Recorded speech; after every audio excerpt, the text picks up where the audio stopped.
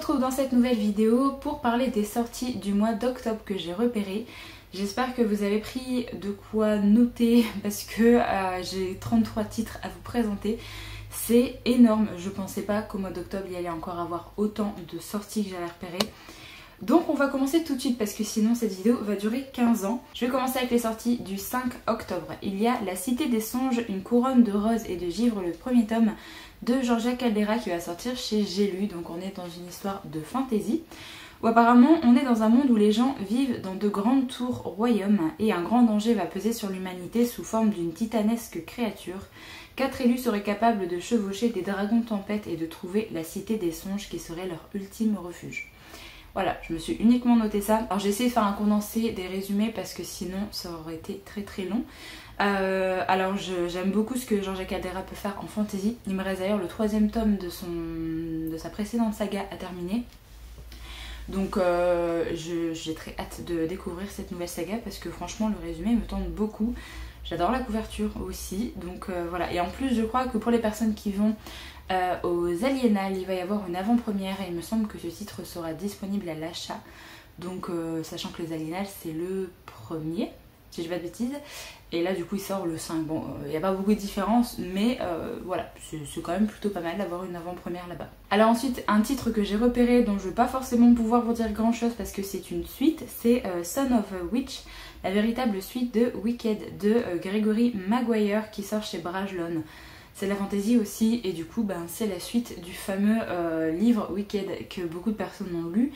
Je pense suite à la vie de Margot Lizoz il y a pas mal de temps déjà. Du coup j'ai pas noté le résumé parce que moi j'ai Wicked également mais je ne l'ai toujours pas lu donc je ne sais pas de quoi ça va parler, j'avais pas envie de me spoiler quoi que ce soit. Donc eh bien sachez qu'il y a une suite, alors je sais pas du tout ce qu'elle vaut mais elle sort quand même le 5 octobre. On passe ensuite à une sortie poche que j'ai repérée et que j'ai très hâte de me procurer, c'est La Ville sans vent, le premier tome et de Eleanor de Villepoix qui sort au livre de poche. C'est une duologie si j'ai pas de bêtises que j'ai vu beaucoup passer, beaucoup de très bons avis, donc j'ai vraiment hâte que ça sorte en poche pour pouvoir la découvrir. On est dans une histoire de fantasy, on va suivre Lastianax qui a 19 ans et qui termine sa formation de mage.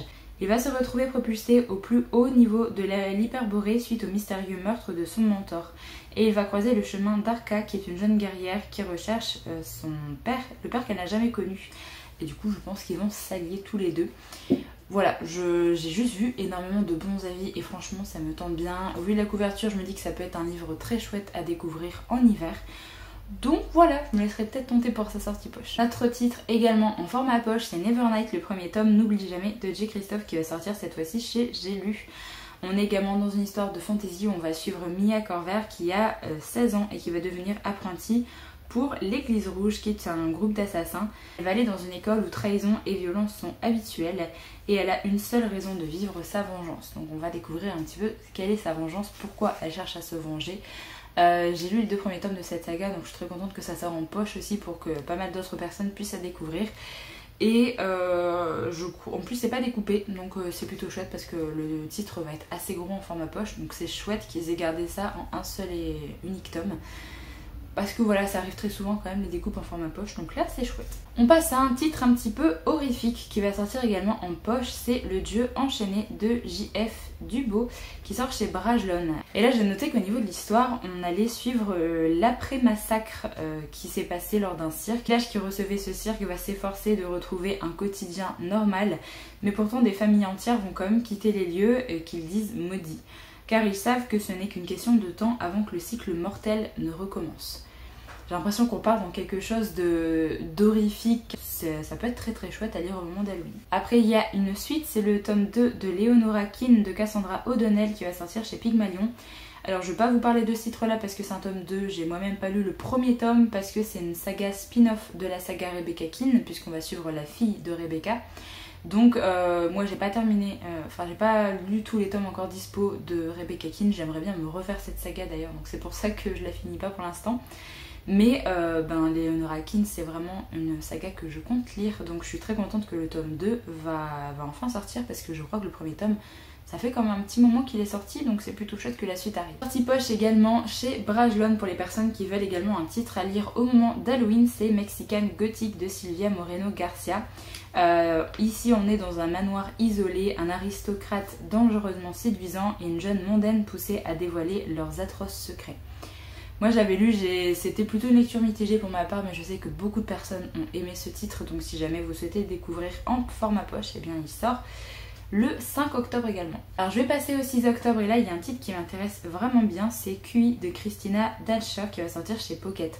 C'est l'auteur de Vox, alors que j'avais bien aimé, j'avais pas le coup de cœur comme beaucoup de personnes, mais j'avais vraiment bien aimé à l'époque où je l'avais lu. Et là je suis assez curieuse de lire ce titre là, puisqu'au niveau du résumé ça me tente vraiment bien. Le potentiel de chaque enfant est régulièrement déterminé par son quotient Q. Si le score est élevé, l'enfant va dans une école d'élite, et si jamais le score est trop bas, il va dans un internat fédéral avec des débouchés très limités. Le but c'est que ce soit une meilleure société où les coûts de l'éducation baissent, les enseignants se concentrent sur les élèves les plus prometteurs et les parents sont heureux. Voilà, ça c'est un petit peu le pitch, le monde dans lequel on va évoluer dans ce livre-là, et il me semble qu'on va suivre une mère de famille qui va voir sa fille être reclassée justement dans un internat dans un internat fédéral, et elle va essayer de comprendre ce qui s'est passé, d'aller à la rencontre, de rechercher sa fille, je crois, parce que sa fille va partir très très loin d'elle. Donc voilà, j'ai très très hâte de voir ce que l'auteur peut faire d'autre, parce que je trouve qu'elle a vraiment de très bonnes idées au niveau de ces mondes un petit peu de SF, hein. Je sais pas comment on peut appeler ça, c'est un monde d'anticipation peut-être, je sais pas trop, mais ça me tente vraiment bien de voir ce qu'elle peut faire avec ce genre de résumé là. La collection R, le 6 octobre, il va sortir Loin des îles Mauves, la Sans étoiles tome 1 de Chloé Chevalier, qui est également de la fantasy. Alors j'ai eu un peu de mal à comprendre un peu le résumé, mais de ce que j'ai compris, on va suivre deux peuples qui s'opposent, mais ils vont être tous les deux menacés de famine quand l'Empire va s'accaparer tous les baleines en fait qui sont autour de là où ils habitent. C'est à peu près tout ce que je sais. C'est pas un titre qui m'attire plus que ça, mais je me suis dit que ça pouvait peut-être plaire à pas mal de personnes. J'aime beaucoup la couverture, voilà, j'aime beaucoup la couverture déjà, et c'est un premier tome de saga. Je sais pas combien de tomes il va y avoir, mais en tout cas si jamais ça vous intéresse, ça sort le 6. Toujours à la même date, il y a L'Empire du Vampire, le premier tome de J. Christophe qui va sortir chez De Saxus. Alors là, si vous voulez telle ou telle couverture, il va falloir faire attention à quel format vous allez acheter, parce qu'il y a deux couvertures différentes avec la sortie en hardback et la sortie en paperback. Donc voilà, je préfère prévenir pour les personnes qui veulent absolument une des deux couvertures. Donc là, pour le résumé, pendant près de 3 décennies, les vampires ont apparemment fait la guerre à l'humanité, construisant peu à peu leur empire éternel. Quelques étincelles de lumière subsistent dans une mer des ténèbres. Et de ce que j'ai compris, on va suivre le récit de quelqu'un qui est emprisonné par les monstres et qui va du coup nous partager toute sa vie et toutes ses aventures. Ça me fait clairement penser au Nom du Vent d'avoir ce genre de format de récit. Moi je pense que je tenterai, parce que clairement les vampires en ce moment, je sais pas, j'ai envie de relire des livres sur les vampires. Donc ça me tente plutôt bien et j'ai vu de très bons avis sur ce titre là. Donc voilà, je me laisserai peut-être tenter. Sortie poche qui concerne un livre qui avait fait vachement parler de lui quand même à sa sortie grand format, c'est L'Année de grâce de Kim Liggett qui va sortir donc chez Gallimard. Dans cette histoire, apparemment les jeunes filles de 16 ans sont bannies pendant 1 an, le temps que leur magie se dissipe. 1 an d'exil en nature, 1 an d'épreuve, on ne revient pas indemne de l'année de grâce. Voilà.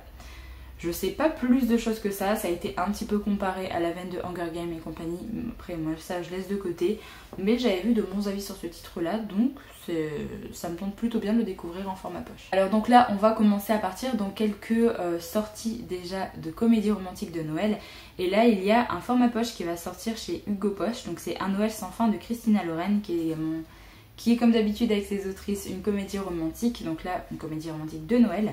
On nous dit que c'est l'histoire d'un vœu de Noël de 2 frères et d'une vie pleine d'espoir et de recommencement sans fin qui se joue pour la malchanceuse Lynn Jones.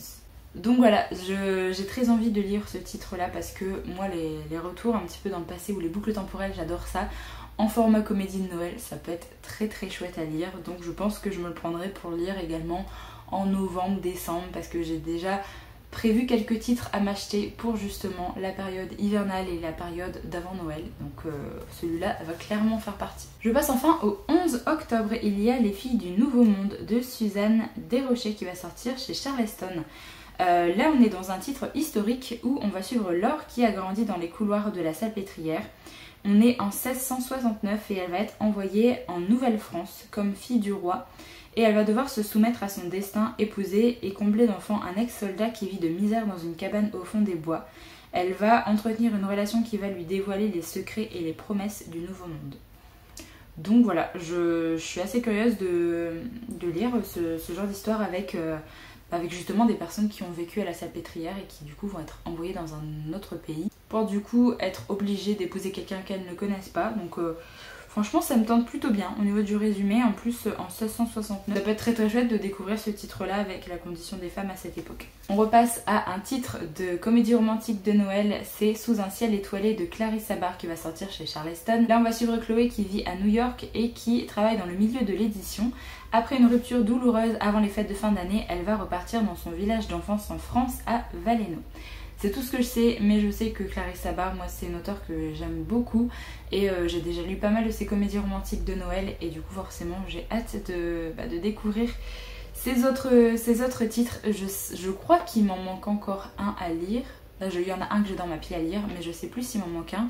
Je sais pas du tout si celui-là est lié à ces autres comédies romantiques de Noël. Est-ce que du coup ça se passe avec des personnages qu'on a déjà vus? Ça je sais pas, il faudrait très certainement aller voir sur le compte Insta peut-être de l'autrice, peut-être qu'elle explique un petit peu s'il faut avoir lu les autres titres avant, mais en tout cas voilà, le pitch moi me tente bien, le fait que ça se passe dans un petit village comme ça pendant les fêtes de fin d'année, ça va être très chouette. Je passe au 12 octobre, il y a Le Temps des sorcières de Alix Harrow qui va sortir chez Hachette Heroes. Là tout ce que j'ai vu c'est que c'est un roman qui réinvente la figure des sorcières, une ode à la liberté des femmes mais également des hommes. J'aime beaucoup la couverture. Après clairement cette collection de Hachette Heroes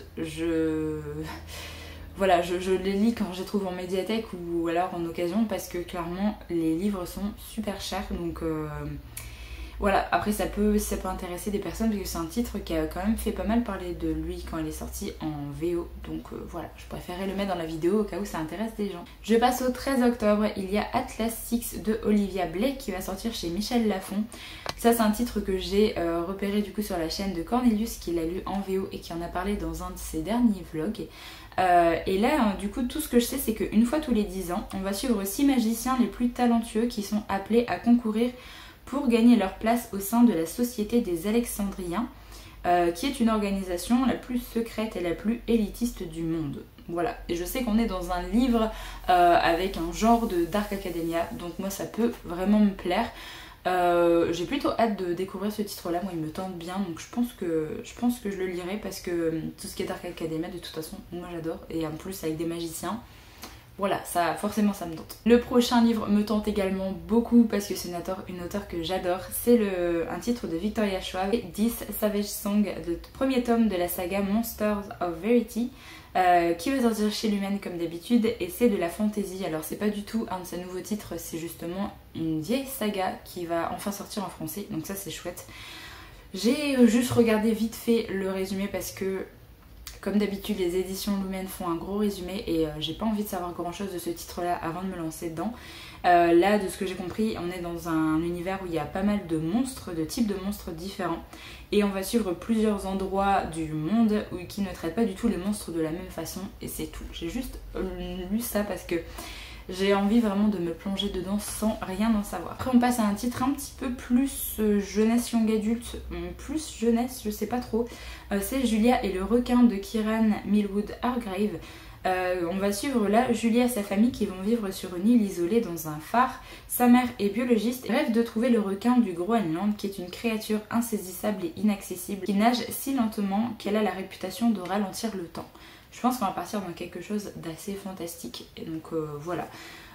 J'ai lu uniquement Les Graciés moi de cette auteure, j'aimerais bien la découvrir dans un autre genre parce que je sais qu'elle a écrit des titres jeunesse, plus jeunesse young adulte. Voilà, si jamais vous aimez bien cette auteure, ben sachez qu'il y a un nouveau titre dès qu'il va sortir. Toujours à la même date sort Briseur de cœur de Hélène Cox qui va sortir chez Pocket. J'ai vu que c'est une nouvelle saga de Cozy Mystery qui est sortie je sais plus chez qui en grand format. je sais plus. Et là il y a le tome 2 qui va sortir justement en grand format dans pas longtemps, et là c'est le format poche du premier tome qui va sortir chez Pocket. Tout ce que je sais, c'est qu'on va suivre une bibliothécaire, qu'elle a un chat, que l'ex de sa meilleure amie va être retrouvé mort, un stylo plume planté dans le cœur. C'est à peu près tout ce que je sais. Mais clairement, les sagas de Cozy Mystery comme ça, forcément, ça me tente. J'ai pas trop envie de savoir grand chose avant de commencer ces sagas. Mais je sais pas si c'est une saga où il y a beaucoup de tomes. J'ai juste vu qu'il y a le deuxième tome qui allait sortir en français.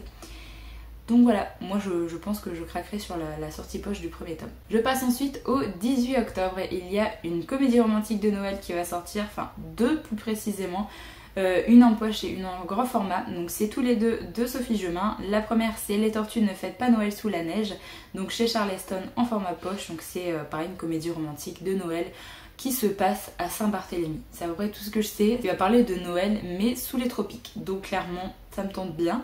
Et le deuxième qui va sortir du coup en grand format, c'est Les personnages s'éveillent sous les flocons, toujours chez Charleston. Et là on est dans un refuge qui s'appelle Personnage et qui est une ferme pédagogique au plein cœur du massif du Mont Blanc. Voilà, et c'est une comédie romantique de Noël, j'en sais pas plus, mais il faut pas en savoir grand chose de toute façon avant de commencer à les lire. Et le dernier titre qui sort le 18 octobre, c'est La Malentendue de Yolène Destremo. Alors j'ai noté ce titre là parce que la thématique me plaît et j'ai envie de voir comment c'est amené en fait dans le roman. Là on va suivre deux portraits d'une même femme qui va osciller entre peur, déni et détresse, et le sujet principal de ce roman ça va être les violences conjugales. Le titre est très très court donc j'ai pas envie de noter davantage de choses, mais voilà, ça me tente plutôt bien de découvrir un petit peu comment l'auteur a amené ce sujet. Je passe au 19 octobre, il y a le tome 2 de la saga Witch Watch qui va sortir chez Soleil Manga, donc de Kenta Shinohara. C'est une saga que je vous ai présentée déjà au mois de septembre, vu que le premier tome est sorti en septembre. Moi j'attends que quelques tomes soient sortis avant de commencer à me la prendre. Mais ça parle de sorcières, donc ça a l'air très mignon, avec une petite romance. Voilà, j'ai très envie de me lire cette saga. Je vous remettrai du coup le résumé du premier tome sur la petite image que je vais vous présenter. Mais moi ça me tente vraiment bien, mais j'attends juste que quelques tomes soient sortis. Un format poche qui va sortir chez le livre de poche, c'est une cosmologie de monstres de Sean Hamill. Et là je vous conseille absolument d'acheter ce livre là si vous l'avez toujours pas découvert parce que c'était génial. Si vous voulez le lire au niveau d'Halloween, clairement c'est une très très bonne idée. On est dans un univers angoissant de Lovecraft avec l'histoire contemporaine d'une famille menacée de destruction par des forces surnaturelles. Voilà. J'ai beaucoup trop aimé ce titre là, donc forcément je vous le conseille. Le dernier titre qui sort le 19, c'est Les Sœurs de Hollow de Crystal Sutherland qui va sortir chez Rajo. Alors ce livre là me tente aussi beaucoup, il y a beaucoup de titres qui me tentent quand même au mois d'octobre. Là on va suivre trois sœurs qui ont disparu quand elles étaient enfants. Elles n'ont aucun souvenir de cette disparition, mais elles gardent une cicatrice en forme de croissant de lune dans le cou, des yeux noirs et des cheveux blancs. Et des années plus tard, l'une des sœurs va redisparaître et les deux autres vont partir à sa recherche, mais elles sont elles-mêmes poursuivies par un homme avec une tête de taureau, de ce que j'ai compris, donc c'est assez étrange. On part dans du fantastique un peu horrifique peut-être, je sais pas trop, mais en tout cas au niveau du résumé c'est hyper intriguant. Je passe au 20 octobre, il y a en format poche chez Pocket Les Sœurs du Titanic de Patricia Falvey, où apparemment on va suivre l'histoire de deux sœurs qui ont tous les deux pris le Titanic, mais une seule des deux va survivre au naufrage, et il me semble que la survivante va un petit peu prendre la place de la sœur disparue pour avoir un travail, etc. quand elle va arriver à destination. Au vu du résumé, je sais pas si on part dans quelque chose d'un peu fantastique ou pas, mais j'ai jamais rien lu moi sur l'histoire un petit peu du Titanic. Donc, bien sûr des choses romancées, j'ai jamais rien lu, donc je me dis que ça peut être chouette de découvrir cette histoire. Il y a le tome 6 d'une saga de Cozy Mystery qui est Meurtre et biscuits au sucre de Johan Fluck qui va sortir chez Le Cherche Midi. Je ne mets pas de résumé parce que c'est un tome 6, c'est clairement le tome pour Noël au vu de la couverture. Voilà, je vous ai noté au cas où vous êtes à jour dans cette saga. Moi j'y suis pas du tout, j'ai lu que les deux premiers tomes, donc il faudrait peut-être que j'avance un peu. Mais c'est vrai que celui-là a l'air parfait à lire pour Noël. Il y a deux suites de sagas, donc je vais passer assez rapidement. La première c'est Les Saisons du Chaos de El Cossimano qui va sortir chez De Saxus. J'ai pas lu cette saga mais je me suis dit que ça pouvait intéresser les personnes qui attendaient cette suite. Je crois que c'est qu'une duologie pour cette saga, donc ce serait peut-être la fin. Et la deuxième suite qui va sortir également le 20, c'est l'héritage des 7 îles, le tome 2 de Adaline Grace qui va sortir également chez De Saxus. Moi par contre j'attends cette suite parce que j'ai lu le premier tome que j'avais plutôt bien aimé. Donc j'ai hâte de voir un petit peu comment cette histoire va se terminer. Je passe au 26 octobre, il y a une sortie poche chez Livre de Poche, c'est Binti, le premier tome de Nnedi Okorafor. On est dans un titre de SF où on va suivre Binti qui a un don pour les mathématiques et qui va partir pour l'université interplanétaire, et malheureusement le voyage pour aller à cette université va pas très bien se passer, on va suivre toutes ces péripéties. Voilà, moi j'ai beaucoup aimé Binti, Nnedi Okorafor, c'est une auteure que j'aime beaucoup son style et je trouve que c'est toujours très... C'est des lectures dont on se souvient à chaque fois. On passe ensuite au 27 octobre, il y a Le premier qui meurt à la fin de Adam Silvera qui va sortir chez la collection F, donc chez Robert Laffont. C'est la préquelle au titre Et ils meurent tous les deux à la fin que j'avais vraiment adoré quand c'était sorti à l'époque. Donc là j'ai vraiment hâte de lire ce livre là. Par contre c'est une énorme briquette, je crois qu'il fait genre 600 pages. Mais ça me tombe bien parce que j'avais beaucoup aimé l'univers, j'ai beaucoup aimé les personnages. C'est un livre qui était assez crève-cœur quand même, donc j'ai hâte de lire ce livre-là. Toujours à la même date, il y a Le Palais des Otomae, je sais pas comment on prononce ça, de Nina Valera qui va sortir chez De Saxus. De ce que j'ai compris, on va suivre une histoire où les Otomae ont renversé et asservi les humains. Et on va suivre une humaine et une Otomae qui vont justement faire alliance car le monde est précipité dans un abîme de violence et de trahison. Au début je pensais que c'était une histoire un peu steampunk, mais au final ça a pas trop l'air, juste l'impression que c'est un titre de SF, donc voilà, j'ai vu passer de bons avis quand même sur sa sortie en VO, donc pourquoi pas tenter quand ça sortira en français, mais ce sera pas ma priorité, j'attendrai peut-être d'avoir des retours. Toujours le 27, il y a un coffret de Campus Driver illustré qui va sortir, donc c'est de C.S. Quill.